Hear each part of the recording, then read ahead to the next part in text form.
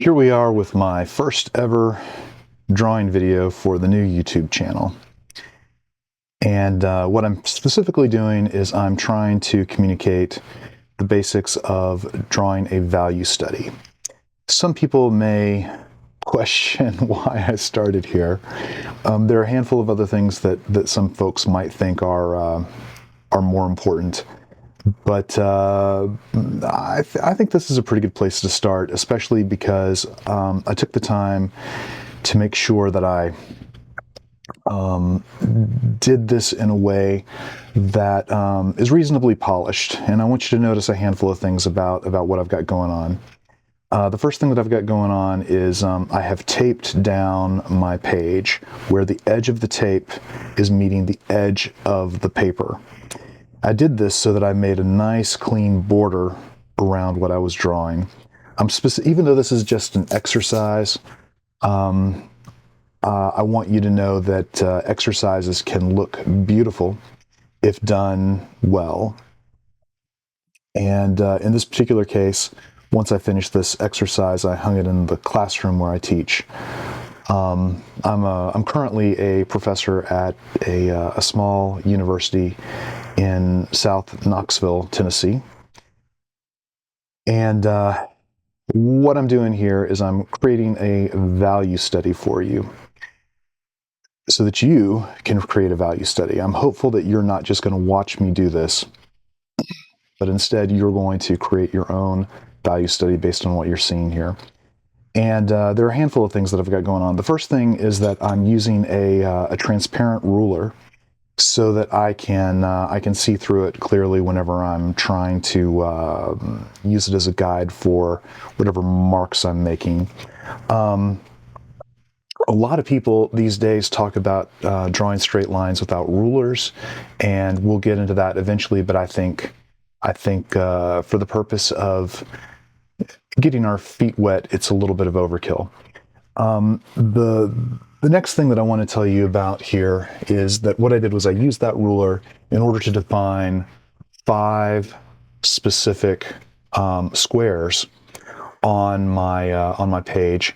And right now you're watching me use a sheet of paper so that I can make sure that I'm not going past where I intend for the marks to fall, which is a really, really standard technique, especially when you start getting into ink and paint, for how to clean up your mark making. I'll never forget the first time I saw a guy doing that. It was a revelation because I thought that I just had to make my marks stop in a specific spot perfectly every single time I was drawing a mark. And then when I saw someone just like stick a piece of paper there to mask off the area that he didn't want to draw on, it kind of blew my mind and made me feel a little bit dumb because I've definitely been working too hard. Okay, so I have 5 specific spots. The first spot, the very top of my 5 squares, I'm just going to leave blank. It's going to be clean paper, and it's going to represent, oh, there I am trying to show you what pencil I'm using. The very top square is going to be completely blank, and it's going to represent the brightest part of my my drawing, and the bottom square is going to represent the absolute darkest part of my drawing. Right now you're seeing me abandon that and go on to drawing the sphere. And again, I'm very happy to use tools in order to figure out how to draw things cleanly. And in this particular scenario, rather than using a compass or something, I just grabbed my roll of tape to use in order to draw that circle that represents the sphere. You'll notice that it's probably pretty hard for you to see on camera some of these initial marks that I'm making. One of the reasons for that is that we should be sketching very, very lightly at first before we get into the process of trying to make finished marks. Finished marks, a lot of times students get into this weird place where they think that every mark that they make needs to be a finished mark. And the reality of it is that most artists don't make finished marks with their initial strokes. With their initial strokes, they're sort of sketching and trying to find forms and trying to figure out what they really want to do with the piece, and they're ideating and they're experimenting. The only reason you're not seeing me do a lot of experimentation right now in terms of how I want things to be laid out is because I've done this particular project so many times. And that's another trick for you that I want to make sure you're aware of. A lot of times when people see folks drawing on screens, and they're making very, very finished marks very early. The reason for it is because they've drawn that particular thing a gazillion times, and students get confused. They think that this person can just draw like that without any preliminary marks, and that really isn't the case. I have met very, very, very few people who can go straight to finished marks without doing sort of these sketchy marks for a really, really long time. Okay, right now what I'm doing is I'm labeling all 5 of my values. I'm calling them specific things. I'm calling the brightest part of my value study a highlight. I'm calling the part of it where it's sort of just under the highlight, I'm calling it light. I'm calling the center value reflected light. I'm calling the next to darkest value the oh, I don't remember what I called it. It just jumped away from that. It looks like it is the cast shadow, and then the darkest thing is the core shadow. And so what I'm going to do now is I'm going to use those 5 values that I have defined as I'm drawing my sphere. So if the lights, I'm sure you've all seen these drawings of people doing value studies on spheres. It's a very, very, very common drawing exercise. But the piece of it that I think gets lost in translation is the idea that you're supposed to use your values, the values that you've drawn, once you've sort of figured out what the tool you're using is capable of doing. You're trying to use the gradation of value from darkest to lightest to inform you about how dark or light you should be making specific parts of the drawing. Where a lot of people get confused is they do this value study and then they start drawing a sphere and they don't make the connection between the value study and the marks that they're making on the sphere. The idea is super simply that what we want to do is make sure that our sphere values are matching the values that we have put on the page in terms of lightness to darkness.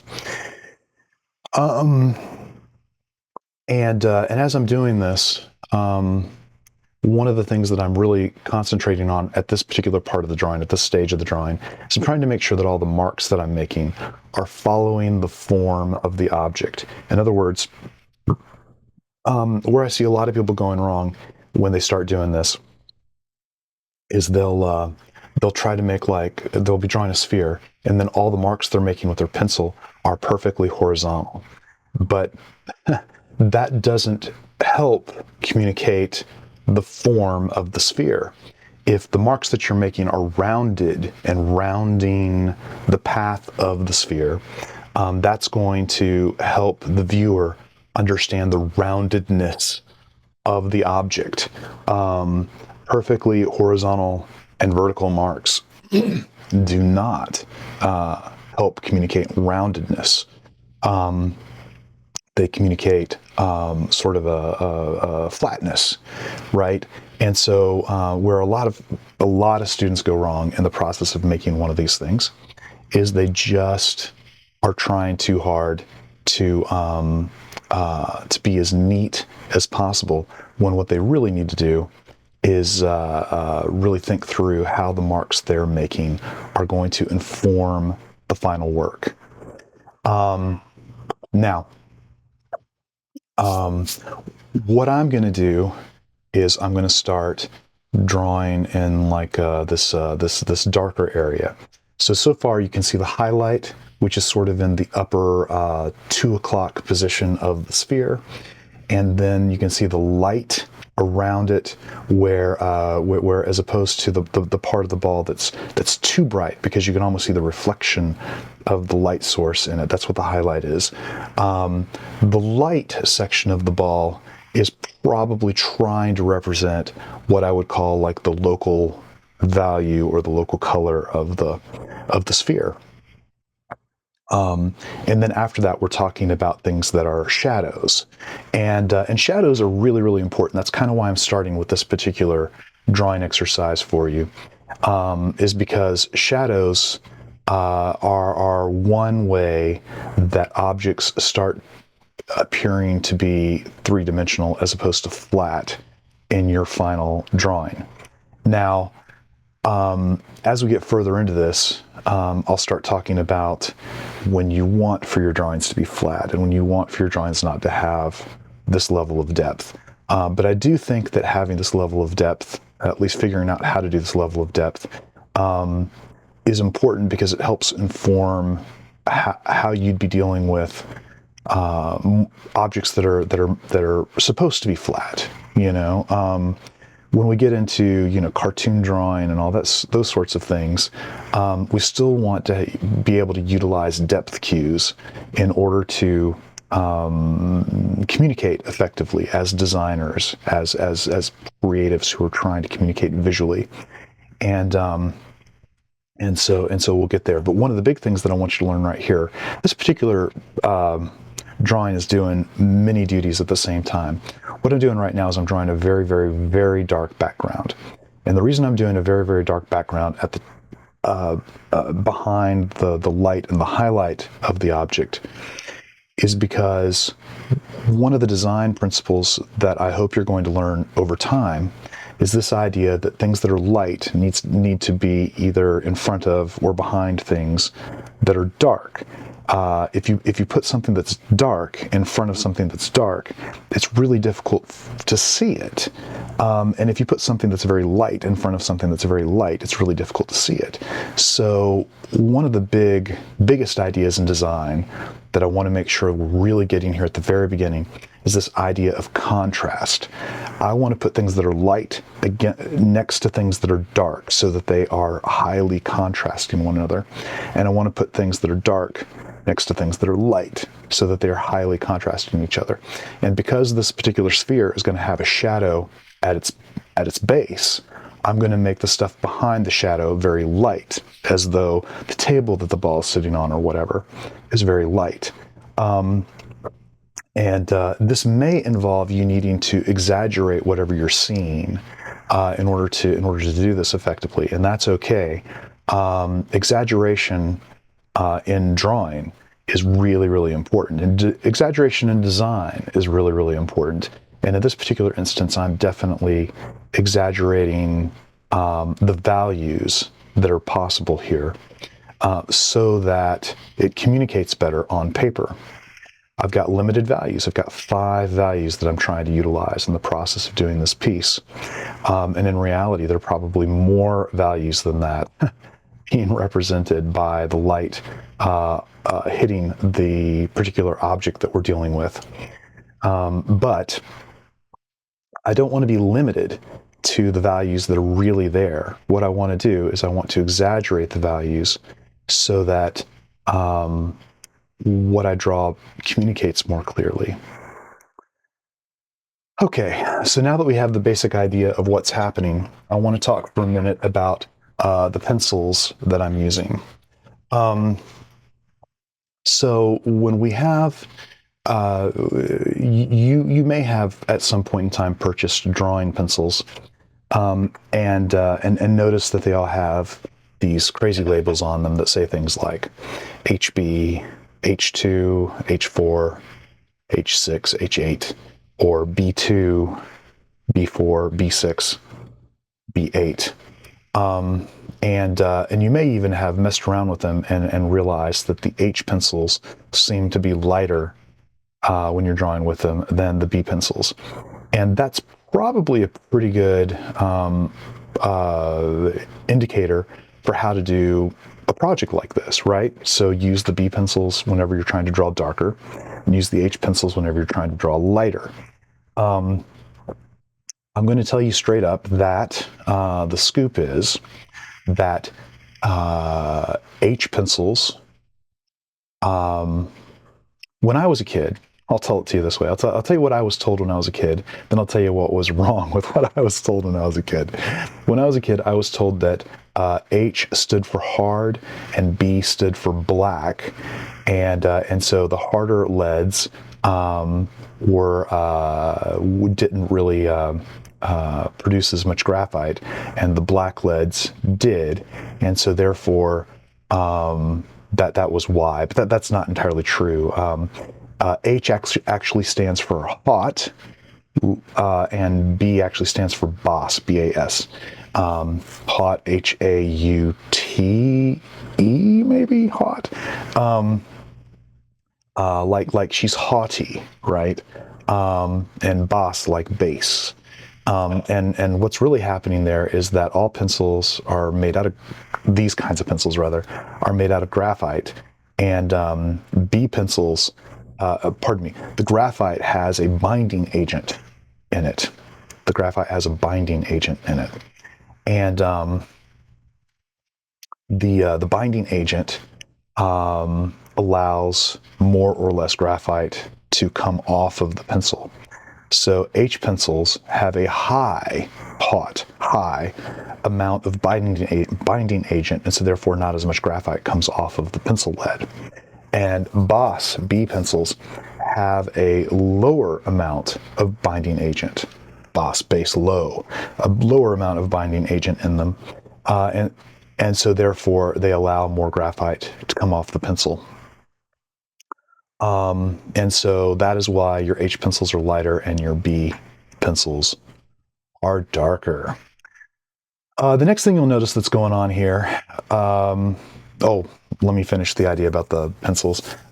So it may be really practical for you to use, a B8 for your darkest value and an H8 for your lightest value, and whatever you want to use in between. That might be a really, really easy way for you to execute getting your values square with your pencils. And there's absolutely nothing wrong with doing it that way. I think that when I drew this, I think I did it all with a single pencil, and I think it was like a 2B or a 4B. And I might have used like an H pencil when I was doing my initial design, when I was doing like my initial squares and my initial circle. And then I switched to the B pencil when I wanted everything to be clear on camera. And that's another thing is that a lot of these YouTubers, when they're drawing on camera, they've actually done a whole preliminary drawing with a very, very, very light pencil that you can't see. So it looks like they're just magically drawing everything. But what's actually happening is they have an initial drawing that they've done, and so they're doing the finished drawing on top of whatever sketch they've already started. And you just can't see that initial sketch on camera. And that's super common. So just know that people aren't, as crazy skilled as you might think they are. There's a lot of that going on in order to make the person who's doing the drawing seem more superhuman than they actually are. Okay, back to where I was about to go. You are probably noticing that I'm using that eraser in order to blend my my marks. I want to get into this blending thing a little bit. For the purposes of the kind of drawing I'm doing right now, blending is cool.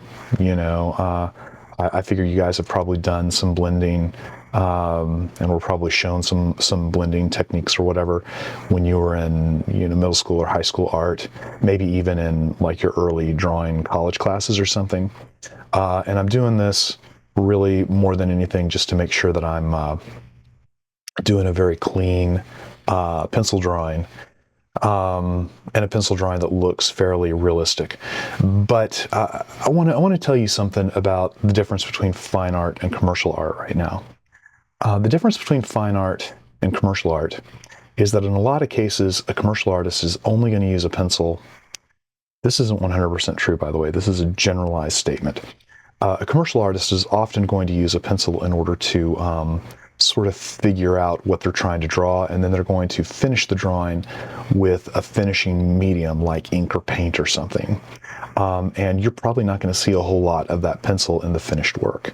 And as a result, the amount of this kind of thing that you're seeing me do right now, I don't really do this very much whenever I'm doing, drawing for hire. I do a lot of this kind of thing that you're seeing me do right now with ink, and I'll demonstrate that in many future videos. But finished drawing with pencil is actually pretty rare. Like I see a few people doing it, but what in commercial art, most people use pencil as a sketching tool, as a way to kind of think about what they want the finished piece to look like when they start using a finishing medium.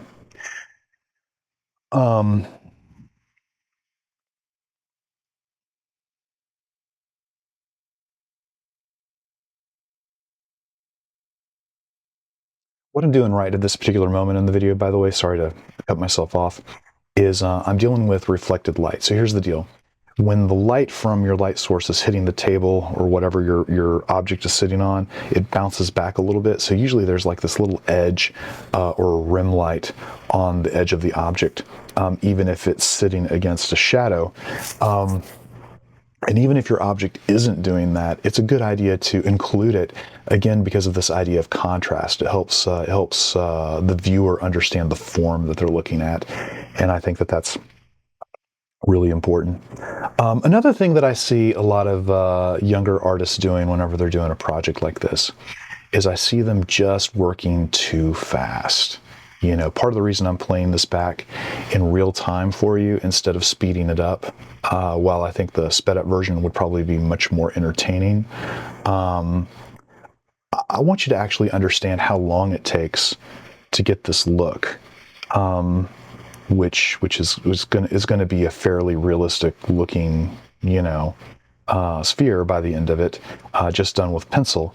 It takes a really, really, really long time in order to build that. It's way easier to do this sort of realistic looking gradation between values. It's far easier to do it with wet media than it is to do with dry media. I don't know if that's totally true. It's pretty easy to do with like charcoal or pastel or something, but it takes a long time to do with a pencil. And so you're seeing me do that. So now you're watching the painfully slow thing where I'm making the background really, really dark. So I want to mention this about the background. You're seeing me make a lot of straight marks with it. You saw me making a lot of curved marks on the sphere because I'm trying to communicate that it is round. Well, now you're seeing me make a lot of straight marks because now I'm not trying to communicate roundedness anymore. I'm trying to communicate, something as dark as possible. And so in order to make that as dark as possible, what I'm ultimately going to end up doing is making those marks go in a whole bunch of different directions so that I'm laying on as much of that graphite media as possible in order to make this thing look as realistic as I possibly can. Backgrounds with pencil are always going to be a little jagged there, unless you spend a lot of time on making the marks fairly uniform and close together and all that kind of stuff. But spending the time to make the drawing look good is the really important thing. And in this particular scenario, I think this overall drawing took me about 35 minutes, and that's probably the right amount of time for a drawing like this. If you've never done one before, I would assume 2 or 3 times that amount of time for you to pull one off. But know that you'll get faster over time. But what you don't want to do is start with the idea in mind of trying to be fast. What you want to do right now is you want to be accurate. And what you'll find over time is that as you are super accurate, you'll eventually speed up. Now, there's a point of diminishing returns with that whole speed issue. you'll never get faster than X speed, and that X speed is different for everybody. I have no idea how fast you're going to end up being, but I do want you to think in terms of at least in these beginning phases of learning to draw. I want you to think about it in terms of trying to be accurate instead of trying to be fast. I have a really strong background as a musician in addition to my art background. I have master's degrees in both subjects. I am preposterously overeducated. But there are two things that I learned in music that I think really, really helped me when I moved to art. That I saw a lot of my friends who were trying to learn visual art struggle with, that I think came much more naturally to me because of my background in music. The first thing is this idea of taking things slowly in the beginning so that you can speed up later on. People who learn to play instruments correctly, what they do is they play the thing that they're trying to play really, really slowly, and then very, very gradually speed up the tempo, making the physical motions that they made very slowly gradually more quickly. And what a musician learns, and what an artist should learn as well, is that as you speed up the process, you're going to discover that certain ways that you were making the marks or you were hitting the notes don't work anymore when you start getting fast. And so what you have to do as you start getting faster is you have to start taking the lessons that you learned from the speed exercise of trying to speed up and backpedaling to the slower mark making, and incorporating the physicality that you learned from the speed thing to a slower mark so that you can perfect how you're making those marks. And that's an element of drawing that I think a lot of people overlook in the beginning. Now, I certainly did. Drawing is a physical activity. It's like a sport. You got to learn how to do all of these physical things in order to make your drawing work out. Just like playing a musical instrument is a sport. There's a physicality to it that you have to work out over time. And what a lot of people do wrong when they're learning how to draw is they think that it's just about the thing that they see. They don't get the physicality part of it. They don't figure out the physicality part of it. And I get that that's really, really difficult to work through.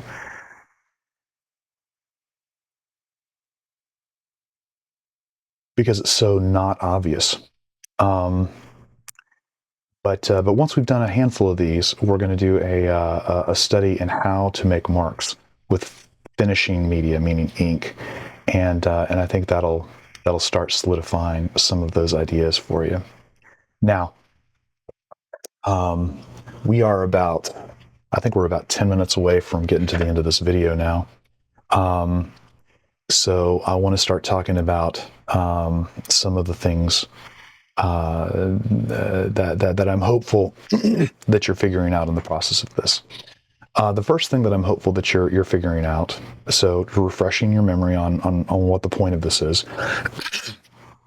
The point of this entire process is to learn how light is interacting with this object. And feel free to go online and find other spherical value studies. That's what this is. And, just find a Google image or something of one that you can use as a reference, or use this video as a reference for how you are defining your object. Realistically, eventually, it would behoove you to do this 2 or 3 more times. And it would be great if you actually went to the art store, like a Michaels or something, and bought a styrofoam sphere and put one lamp on it and then tried to draw what you see. That's really what you should be doing right now. The I'm kind of glossing over that part of it, and I really shouldn't. Um, when we're trying to draw things, whatever it is, there are really two approaches to drawing that I want to make sure you're aware of. One is this idea that we're going to draw what we see, and the other idea is that we're going to draw from our imagination, or we're going to use some amount of construction drawing in order to help inform us how things need to be designed so that we can draw them. And I think those two drawing attitudes go hand in hand. Like I think drawing what we see for a long time is really important so that we can get to the construction drawing. And drawing what we see is really hard. Trying to see something in three-dimensional space and translating it to a two-dimensional image is very tough. By the way, sorry to interrupt myself. You just saw me comparing the light to the light to make sure they were the same value, and I'm going to compare the reflected light to the reflected light to make sure the same value, and I'm going to compare the cast shadow to the cast shadow to make sure it's the same value, and I'm going to compare the core shadow to the core shadow to make sure that it's the same value. That's what I'm doing right there, and that is also how you'll know if your piece is successful, is if those values match from your value study versus the actual object that you're drawing. And you'll notice again, I'm moving that eraser around in the direction of the sphere, because I want all the marks that I make, even the erasure marks, to be rounded to help inform the viewer as to the shape of the object in question. Okay. So drawing what we see versus what we imagine. Drawing what we see can be really, really tough. And the reason that it's tough is because we're trying to see something in 3 dimensions and convert it to a 2-dimensional form, which is the page. And in order to do that, what we really want to do is we want to use a bunch of what are called depth cues in order to see things as 3-dimensional objects. And this first depth cue that we're really looking at right now is value and how light interacts with an object. That is not the only depth cue, and there are plenty of other depth cues that can actually be more powerful, but it's the one we're starting with. And this idea of translating a 3-dimensional object to the 2-dimensional plane is really, really difficult. And you may have gone to an art class before where the teacher told you never take a photograph of something, always look at the thing that you're drawing and draw from there. And the reason for that is because he or she was trying to teach you how to see, and that's actually really hard. So I think that's a good idea. You should definitely be doing that. It's been my experience that when I use photographs, the photograph is actually doing part of the labor for me. It's already converted the 3-dimensional thing to a 2-dimensional space, and so therefore it makes it easier for me to see. I don't have to do that 3-dimensional to 2-dimensional translation in my mind, and that in and of itself can make future drawing more challenging if you haven't gone through the process of taking 3-dimensional objects and converting them to 2-dimensional drawings on your own. And that's the reason a lot of people spend a lot of time doing this kind of thing with looking at a sphere in front of them, and it's the reason that they'll do still lifes where they'll do collections of objects or flowers or whatever, and try to represent them on the page. And I think that is super important for you to do, and we're going to do a bunch of that moving forward. But I just wanted to start here with this value study so we could begin the process of talking about how these values work together. The next thing that I want you to know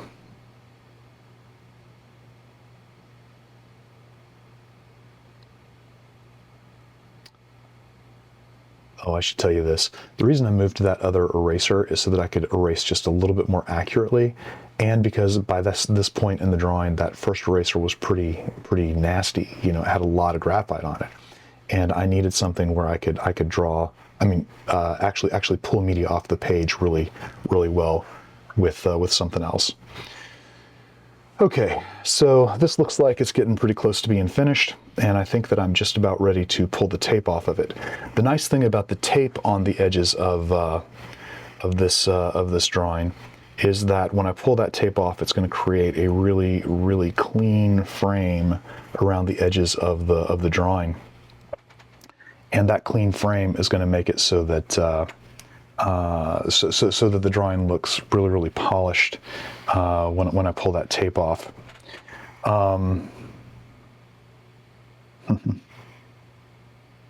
Even blending the background so that you can see fewer marks.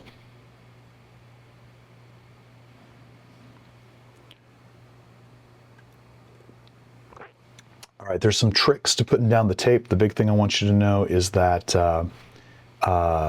tape will often rip up the piece of paper that you're drawing on. So one of the things you want to do is you want to remove some of the sticky from the tape before you put it on the piece of paper. And the way that I do that is I stick the tape to my jeans and then pull it off of my jeans and stick it back to my jeans and pull it off of my jeans. I do that about 4 or 5 times before I actually apply the tape to the page, just so the tape is less sticky and therefore will come off a lot easier. And I'm still very slow and careful about how I pull the tape off. There's a magical feeling when you pull that tape off, and I can't wait for you to experience it. So there you go. There is my finished value study for a sphere, and I hope that yours looks better than mine. See you in the next video.